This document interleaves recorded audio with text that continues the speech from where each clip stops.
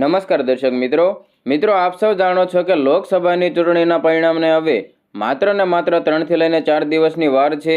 ત્યારે લોકસભાની ચૂંટણીને લઈને સૌથી વધુ ચર્ચા એ વાતની છે કે બહુમત કોને મળવાની છે।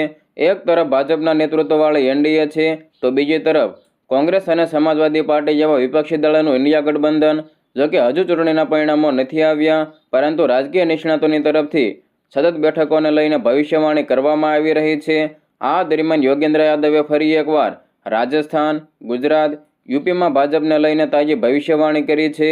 યોગેન્દ્ર યાદવે કહ્યું છે કે ભાજપે કર્ણાટકથી લઈને બિહાર સુધી ગત ચૂંટણીમાં જે રીતે જીત મેળવી હતી તેવું આ વખતે થવાનું નથી।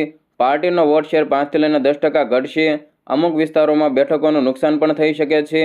તેમણે એમ પણ જણાવ્યું કે ગુજરાત, રાજસ્થાન, ઉત્તર પ્રદેશ જેવા રાજ્યોમાં ગઈ વખતે ભાજપે જેવું ક્લીન સ્વીપ કર્યું હતું તેવું આ વખતે થવાનું નથી। આ વખતે તેને કેટલીક બેઠકોનું નુકસાન પણ થઈ શકે છે। યોગેન્દ્ર યાદવે વધુમાં જણાવ્યું કે ગુજરાતમાં ભાજપનો વોટ શેર ઘટશે, પરંતુ બેઠકોમાં ઘટાડો થવાની શક્યતા ખૂબ જ ઓછી છે। તેનું કારણ એ છે કે ગત ચૂંટણીમાં જીતનું માર્જિન ખૂબ જ વધુ હતું, તેમ છતાં બનાસકાંઠા, આણંદ, ભરૂચ જેવી બેઠકો પર ભાજપની મુશ્કેલી વધી શકે છે। ગુજરાતમાં ભાજપને 2 બેઠકોનું નુકસાન થઈ શકે છે। ગત ચૂંટણીમાં ગુજરાતની તમામ 26 બેઠકો ઉપર ભાજપે મોટા અંતરથી જીત મેળવી હતી। વધુમાં રાજસ્થાન અંગે વાત કરતા યોગેન્દ્ર યાદવે કેટલાક ચોંકાવનારા ખુલાસા પણ કર્યા છે। તેમણે કહ્યું છે કે રાજસ્થાનમાં ભાજપને થનારું નુકસાન એક ભાગમાં કેન્દ્રિત છે। આ રાજ્યમાં પહેલા તબક્કામાં ચૂંટણી થઈ હતી, ભાજપને નુકસાન થશે। ગંગાનગરથી લઈને ટોંક સુધીના વિસ્તારોમાં ભાજપને નુકસાન થયું છે। આ સાથે જ વડાપ્રધાન નરેન્દ્ર મોદીની તરફથી મંગળસૂત્રવાળું નિવેદન પણ જોવા મળ્યું છે।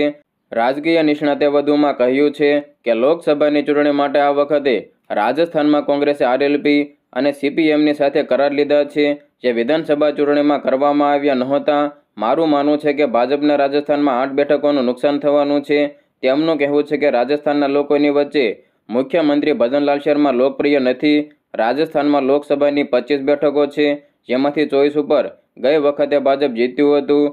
રાજકીય નિષ્ણાતે વધુમાં જણાવ્યું કે યુપીમાં મુખ્યમંત્રી લોકપ્રિય છે, એ વાતનો ઇનકાર કરી શકાય નહીં। ભાજપને અહીં ફ્રી રાશન માટે ક્રેડિટ આપવામાં આવે છે। કાયદો વ્યવસ્થાનું ફેક્ટર પણ ભાજપના પક્ષમાં કામ કરે છે, પરંતુ ભાજપના સાંસદો વિશે લોકોનો મત બિલકુલ અલગ છે। ત્યાંના લોકોને લાગે છે કે સ્થાનિક મુદ્દાને બસ યોગી અને મોદી કરીને દબાવવામાં આવી રહ્યા છે। લોકો હવે આ માટે તૈયાર નથી। પહેલી વખત એમ પણ જોવા મળી રહ્યું છે કે બસપાના વોટર હવે સપા તરફ વલણ કરી રહ્યા છે। યોગેન્દ્ર યાદવે વધુમાં જણાવ્યું કે યુપીમાં દલિતોની અંદર એ મેસેજ ગયો છે કે હવે બંધારણ બચાવવાનો સમય છે। આ સિવાય કોમન ફેક્ટર જેમ કે મોંઘવારી, બેરોજગારી, ખેડૂતની સ્થિતિ પણ મુખ્ય છે। આ બધું ભેગું કરીને જોવામાં આવે તો ખ્યાલ આવે છે કે ભાજપને યુપીમાં 10 બેઠકોનું નુકસાન થઈ શકે છે। ભાજપને ગઈ વખતે 62 બેઠકો મળી હતી, જ્યારે સહયોગીઓની સાથે એનડીએની બેઠકો સંખ્યા 64 હતી। ભાજપે 70 બેઠકો જીતવાનું લક્ષ્યાંક મૂક્યું હતું, પરંતુ એવી કોઈ સ્થિતિ જોવા મળી રહી નથી। આ દરમિયાન ત્યાં ભાજપને 50 થી લઈને 52 આસપાસ બેઠકો મળી શકે છે।